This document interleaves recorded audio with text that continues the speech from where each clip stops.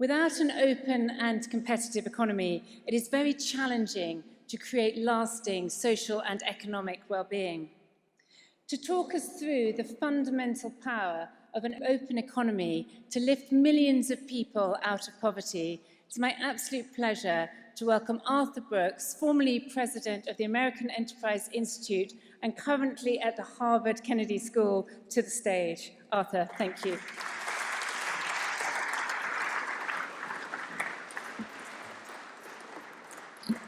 Thank you, Philippa, and thank you to all of you. Especially thank you to Alan for his generous introduction this evening. Noting that this is Thanksgiving Eve in the United States, there's no place I want to be more than right here, right now with you, which is no reflection on my relationship with my family, I assure you.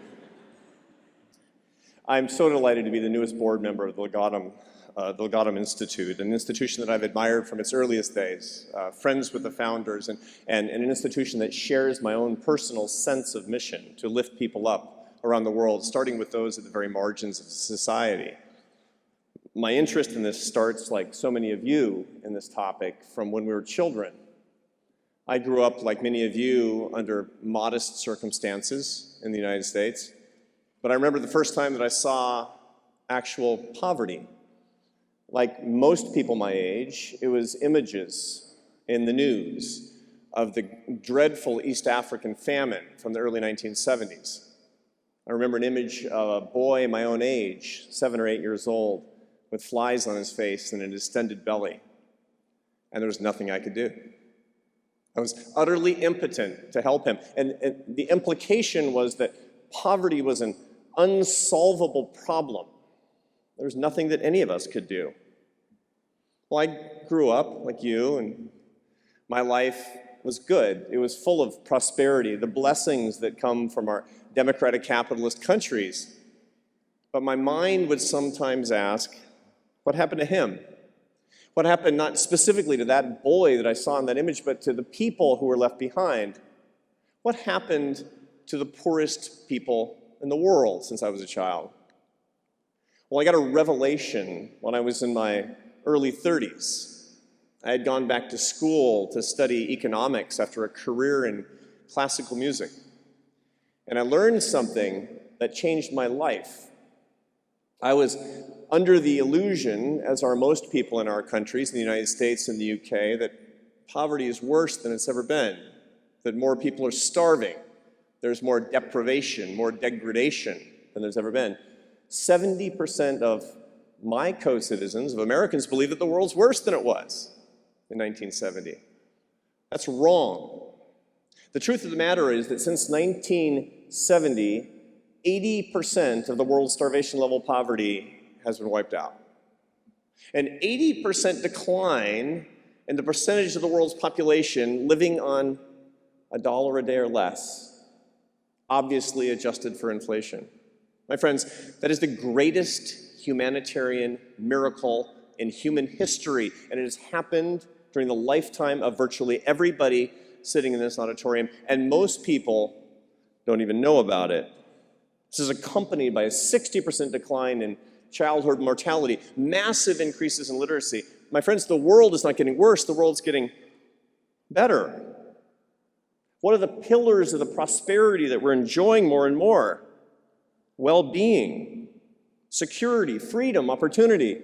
The things that we take for granted in London, Boston, Seattle, where I grew up, are now spreading around the world. When I found this out, I said, I have to know why. If you don't know why, you can't do it again. 2 billion of our sisters and brothers have been pulled out of poverty. We need to get the next 2 billion. How? How? By finding out how the first 2 billion were delivered for the first time in history. And the answer is simple, my friends.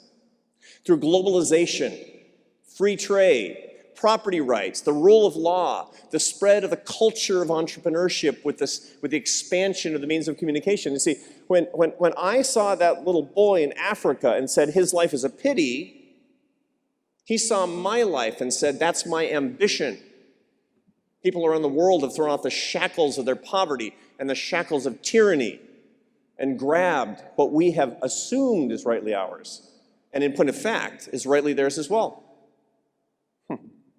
Now, if you're like me, and I know you are because that's why you're here tonight, you want to know how to get the next 2 billion.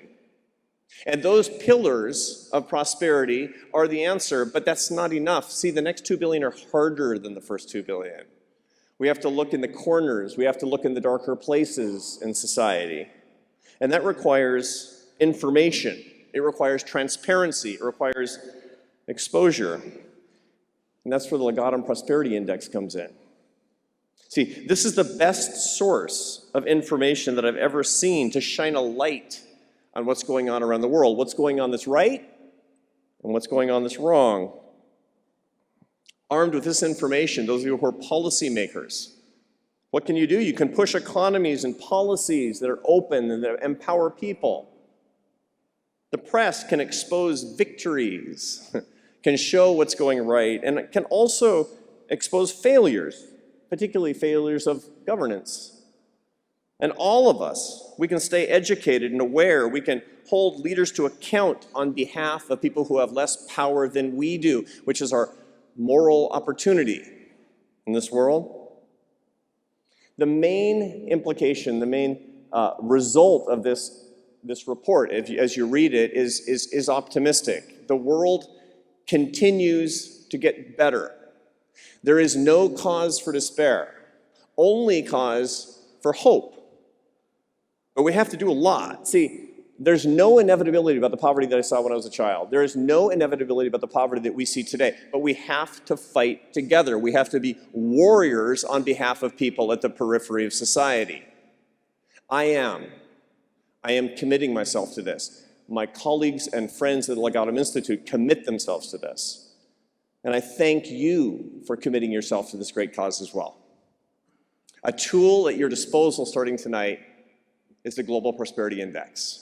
Let's live it together. Let's look at it. Let's use it. And let's fight for the people who need us the most. Thank you very much.